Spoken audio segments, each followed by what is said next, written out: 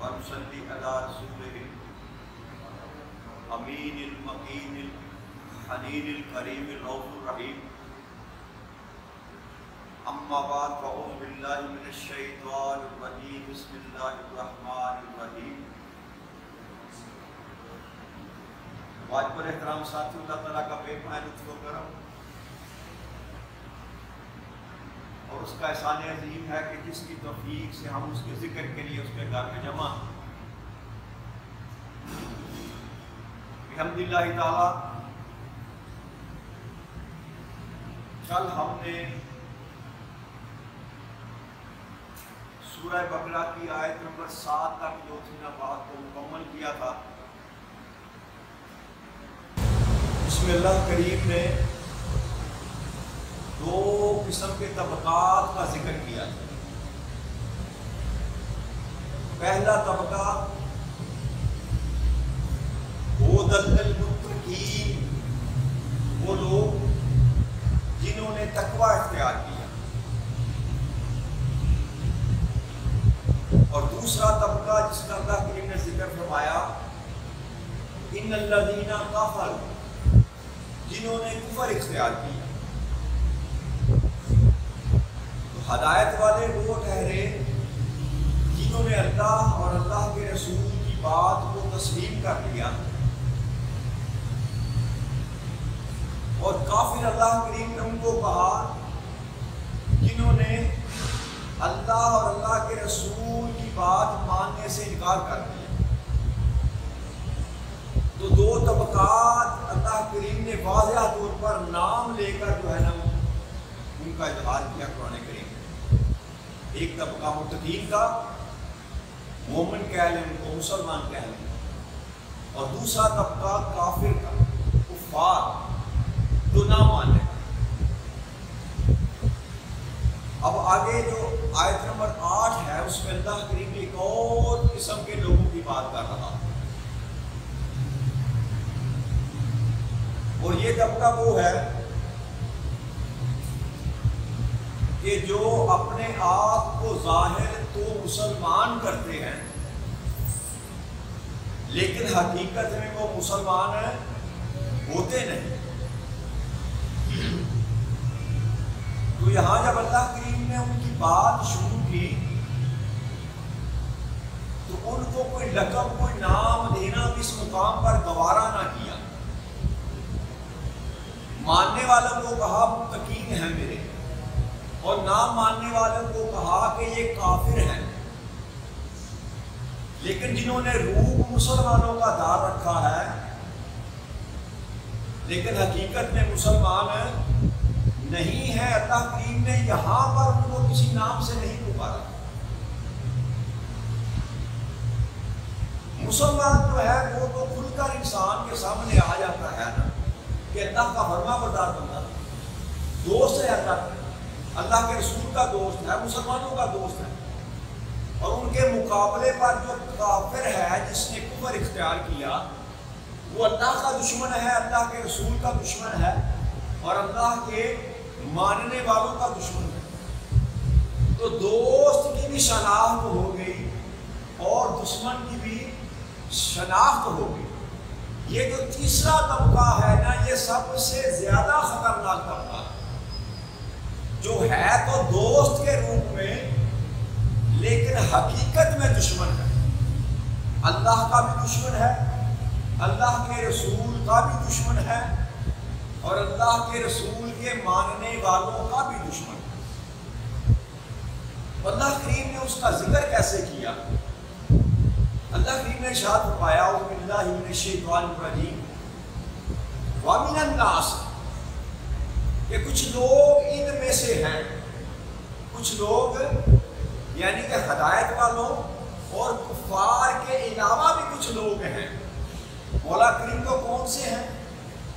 اللہ نے فرمایا یہ وہ لوگ ہیں مَن یقول آمنا باللہ، جو یہ زبان سے کہتے ہیں کہ ہم اللہ پر ایمان لائیں. کچھ لوگ ایسے بھی ہیں جو یہ کہتے ہیں کہ ہم اللہ پر ایمان لائیں، وَبِالْيَوْمِ الْآخِرِ، اور آخرت پر بھی ایمان لائیں. آخرت پر ایمان لائے، وما ہم بمؤمنین، لیکن یاد رکھو کہ وہ ایمان والے نہیں، ایمان والے نہیں۔ تو اللہ کریم نے جن لوگوں کا ذکر کیا کہ جو خود کو ایمان والے کہتے ہیں اور ایمان والوں کی صفوں میں شامل ہیں۔ میں نے عرض کی تھی نا کہ جب نبی اکرم صلی اللہ علیہ وسلم مکہ سے ہجرت کر کے مدینہ تشریف لائے نا، تو وہاں پر جو غلبہ تھا نا وہ زیادہ یہودیوں کا تھا۔ جتنے قبائل تھے نا ساتھ، وہ سارے کے سارے یہودی تھے اور مالدار تھے، اور تقریباً ان کی ہی حکومت تھی مدینہ پر۔ اور ان میں سے ان کا سب سے بڑا جو سردار تھا نا، اس کا نام تھا عبداللہ ابن ابی لعنت اللہ علیہ، رئیس المنافقین اس کو کہا جاتا ہے، اور بہت بڑا سردار تھا۔ اور یوں سمجھ لے کہ جیسے وہ مدینے کا بادشاہ بننے والے تھا، مدینے کا بادشاہ بننے والا تھا کہ نبی اکرم صلی اللہ علیہ وسلم مدینہ میں تشریف لے آئے۔ تو یہ بات اس کو گوارا نہ گزری، تو اس نے یہ سارا نظام جو وضع کیا نا، ایک وہ تھا اور دوسرے اس کے چیلے تھے جو مسلمانوں کی صفوں میں داخل ہو گئے، مسلمانوں کی صفوں میں داخل ہو گئے، اپنے آپ کو مسلمان ظاہر کرتے رہے لیکن حقیقت میں وہ مسلمان نہیں تھے۔ اللہ کریم ان کا ذکر کر رہا ہے کہ جو اپنی زبان سے یہ کہتے ہیں کہ اللہ پر ایمان لے آئے، اللہ پر ایمان لے آئے اور آخرت پر بھی ایمان لے آئے، لیکن میرے محبوب یہ ایمان والے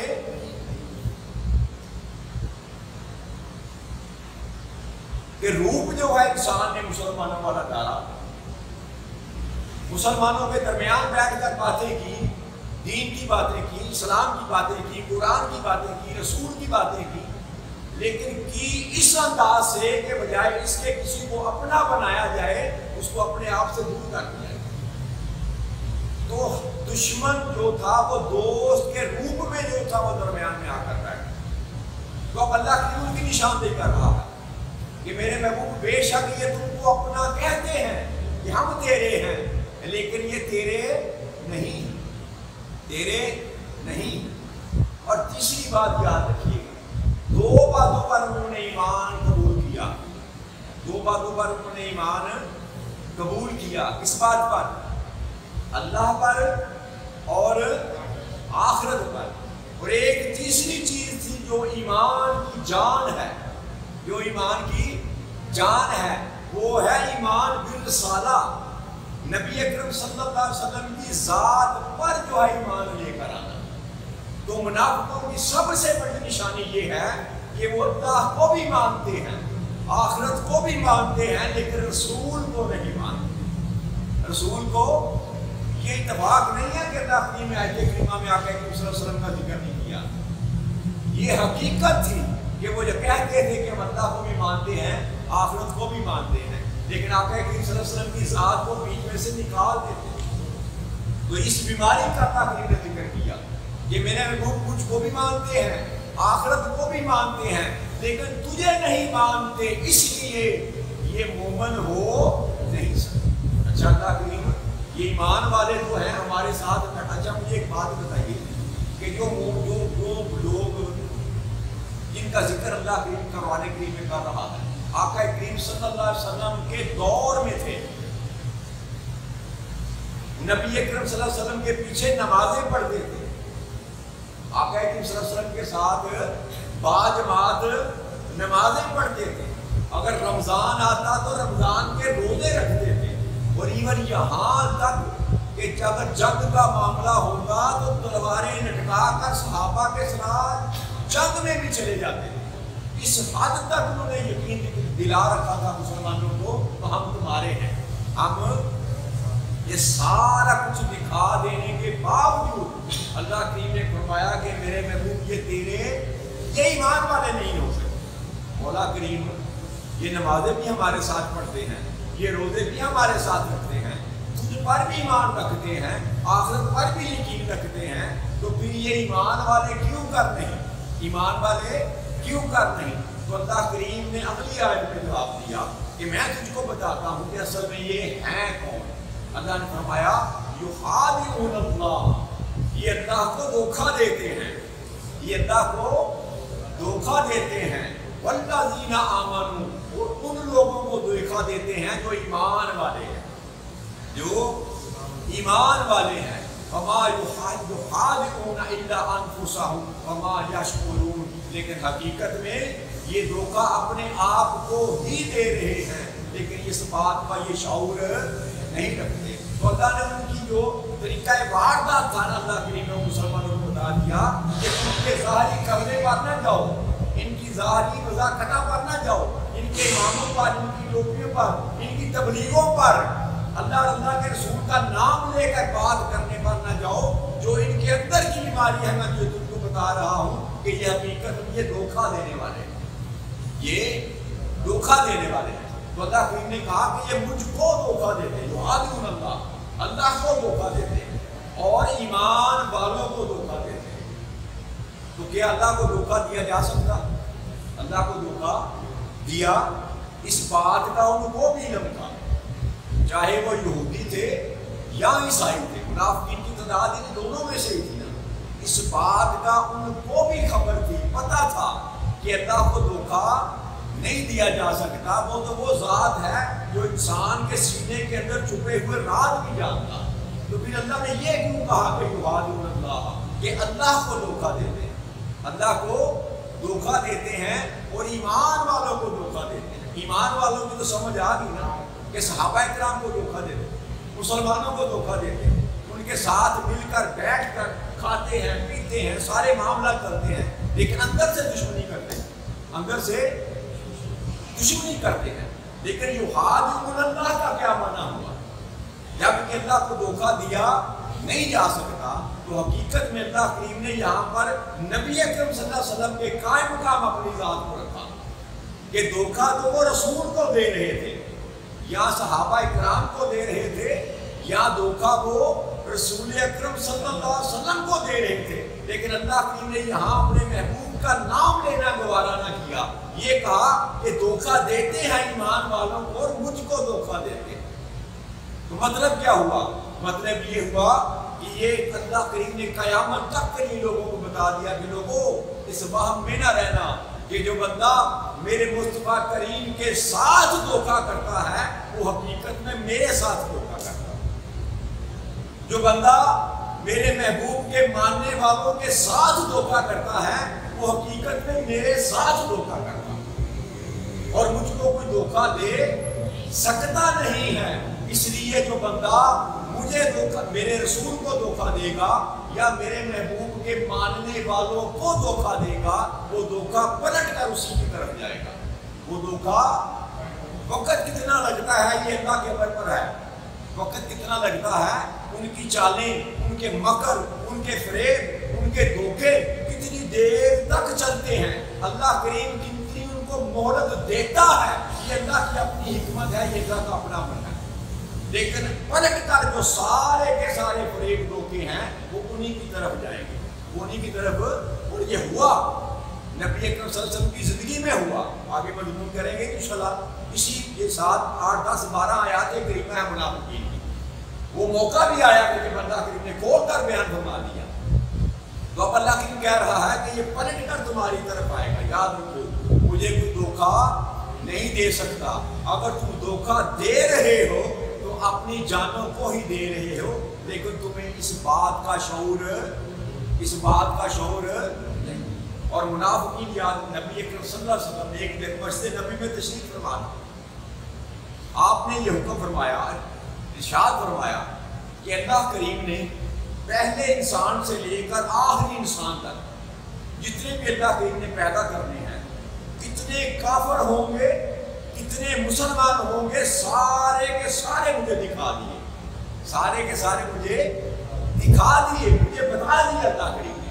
یہ حدیث مبارک نبی صلی اللہ علیہ وسلم نے جب یہ بیان فرمایا تو منافقین بھی بیچ میں بیٹھے تھے نا جی، منافقین بھی بیچ میں بیٹھے تھے، جب باہر نکلے تو انہوں نے ٹھٹھا اڑانا شروع کر دیا، مذاق کرنا شروع کر دیا، اور جو کمزور مسلمان تھے نا، کمزور سے جو نئے نئے اسلام میں داخل ہو، نوجوان طبقہ یا جو کمزور تھے، ان پر جا کر اپنے حربے استعمال کرنے شروع کر دیے کہ کیسا نبی ہے تمہارا، استغفر اللہ، ہم تمہارے درمیان بیٹھے ہوئے ہیں اور کہتے ہیں کہ مجھے پتا ہے کہ کون کافر ہے اور مسلمان. مجھے اللہ نے سارا کچھ دکھا دیا کہ مسلمان کون ہے اور کافر کون ہے. یہ کیسا نبی ہے؟ ہم اس کے درمیان بیٹھے ہمیں وہ پہچان نہیں سکتا. لیکن وہ یہ بھی نفاق کا یاد رکھیے، یہ بھی بیماری ہے، یہ بھی بہت بڑی بیماری ہے کہ اس بات کا گمان کرنا کہ نبی کو علم کسی بات کا نبی جانتا نہیں ہے، نبی جانتا نہیں ہے. یہ بھی نفاق کی سب سے بڑی بیماری ہے کہ نبی کو ہماری بات کا علم نہیں ہے، ہمارے خواب کا علم نہیں ہے. حالانکہ آقا کریم صلی اللہ علیہ وسلم کی حدیث مبارک ہے، حدیث قدسی ہے کہ نبی اکرم صلی اللہ علیہ وسلم کو اللہ کریم نے شہید بنایا. کیا بنایا؟ شہید بنا. شہید کہتے ہیں گواہ کو. شہید کس کو کہتے ہیں؟ گواہ کو. شاہد کہتے ہیں دیکھنے والے کو. تو جو آپ کے حال کو دیکھ ہی نہیں سکتا وہ شہید کیوں کر ہوا، وہ شاہد کیوں کر ہوا. اور آگے کریم صلی اللہ علیہ وسلم پر ہر امتی کا حوال جو ہے وہ پیش کیا جاتا ہے. یاد رکھیے ہر روز صبح شام نبی اکرم صلی اللہ علیہ وسلم پر ہر امتی کا جو حال ہے وہ پیش کیا جاتا ہے. تو پیش کیے جانے کا مطلب یہ نہیں کہ آپ خود جانتے نہیں ہیں جی. پیش کیے جانے کا مطلب یہ نہیں ہے کہ آپ خود مشاہدہ نہیں کرتے. مشاہدہ آپ بالکل کرتے ہیں اللہ کے حکم سے. اللہ کریم نے ساری کائنات کو نبی اکرم صلی اللہ علیہ وسلم کے سامنے ایسے ہتھیلی پر رکھ کر رکھا کہ آپ ہر کائنات کے ہر ایک شے کا مشاہدہ کرتے ہیں. لیکن جو پیش کرنا ہے یہ ادب ہے. یاد رکھیے یہ کیا ہے؟ یہ ادب کا کرینہ ہے کہ آپ پر پیش کیا جاتا ہے.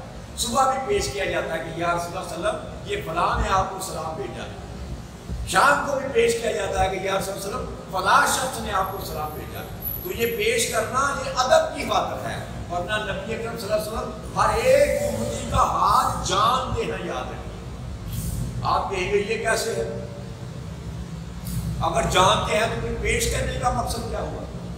پیش کرنے کا مقصد کیا ہوگا؟ مجھے ایک بات بتائیں، جب قیامت کے دن اللہ دربار لگائے گا تو کیا فرشتے آپ کا نامہ اعمال لے کر پیش نہیں کریں گے اللہ کے حضور؟ جی اللہ کے حضور یہ جو کرام کاتبین ہیں آپ کا نامہ اعمال لے کر اللہ کے سامنے پیش کریں گے کہ نہیں کریں گے؟ تو اس کا کیا مطلب ہے کہ اللہ کو میرے اعمال کا علم نہیں تھا؟ اللہ کو میرے اعمال کا علم نہیں، یہ دلیل نہیں ہے. علم اس کو تھا لیکن پیش کرنا یہ ادب ہے. پیش کرنا یہ ادب ہے. تو اس لیے اس بات کا اپنے ذہن میں گمان رکھنا کہ نبی ہماری حالت کو جانتا نہیں ہے، کہ ہم مسلمان ہیں، ہم کافر ہیں، کہ ہم منافق ہیں. اس کا گمان رکھنا یہ بھی منافقت کی سب سے بڑی نشانی ہے. یہ بھی منافقت کی. حالانکہ نبی اکرم صلی اللہ علیہ وسلم ایک ایک بندے کا حال جانتے ہیں، لیکن حکمت یہ تھی، اللہ کا امر نہیں تھا. اس کی حکمت یہ تھی کہ مسلمان ابھی تعداد میں تھوڑے تھے. بے شک منافق کے ساتھ مل کر بیٹھتے تھے تو ایک جماعت نظر آتی تھی، ایک جماعت نظر آتی تھی. لیکن جب وقت آیا اللہ کریم نے چاہا اور جب مسلمانوں کی تعداد بڑھی تو نبی اکرم صلی اللہ علیہ وسلم مسجد میں تشریف فرما دے، منبر پر تشریف فرما دے، مسجد نبوی میں تشریف فرما دے. آپ نے ایک شخص کا نام لیا، کھڑے ہو جاؤ، نام لے کر کہا کھڑے ہو جاؤ اور مسجد سے باہر نکل جاؤ، تم منافق ہو. پھر دوسرے کا نام لیا، تم بھی کھڑے ہو جاؤ، تم بھی مسجد سے باہر نکل جاؤ، تم بھی منافق ہو. اور اسی طرح آپ نام لیتے گئے ایک ایک شخص کا، اور جتنے منافق تھے مسلمانوں کی جماعت میں ایک ایک کا نام لے کر آپ نے مسجد سے باہر نکال دیا. تو اس لیے کہ یہ کہنا کہ نبی کو علم نہ تھا، استغفر اللہ نعوذ باللہ، اس سے بڑھ کر اور کوئی منافق کی نشانی یہ حکمت تھی. اللہ کا امر نہ تھا، اللہ کی طرف سے حکم نہ تھا کہ جب تک امر نہ تھا آپ خاموش رہے، آپ ان کو برداشت کرتے رہے، ان کی زیادتیاں بھی برداشت کرتے رہے. لیکن جب اللہ کی طرف سے حکم ملا تو آپ نے ایک ایک بندے کا نام لے کر ان کو نکال دیا، ایک ایک بندے کا نام لے کر ان کو باہر نکال دیا. تو اللہ نے فرمایا کہ یہ جو منافق ہیں نا، منافق یہ جو ظاہری طور پر مسلمان ہیں لیکن اندر ان کے ایمان نہیں ہے. پھر اللہ نے فرمایا فی قلوبہم مرض، ان کے دلوں میں مرض ہے. ان کے ظاہری طور پر صحت مند ہیں رنگ لال سوئے ہیں ان کے، ہٹے کٹے ہیں، نظر ٹھیک آتے ہیں، لیکن کیا ہے کہ ان کے دلوں میں بیماری ہے، ان کے دل کے اندر دیمک لگا ہوا ہے، یہ دل کے مریض ہیں۔ اور مرض کیا ہے؟ مرض نفاق کا، مرض نبی اکرم صلی اللہ علیہ وسلم کی ذات سے نفرت کرنے کا ہے، مرض جو ہے آقا کریم صلی اللہ علیہ وسلم کی شریعت سے نفرت کرنے کا ہے، مرض جو ہے آقا کریم صلی اللہ علیہ وسلم کے ماننے والوں سے نفرت کرنے کا ہے۔ اور آج بھی یاد رکھیے گا، وہ لوگ ہمارے معاشرے میں موجود ہیں جن کو یہ ہضم نہیں ہوتا، جو نبی اکرم صلی اللہ علیہ وسلم کی ذات سے محبت کرنا گناہ سمجھتے ہیں،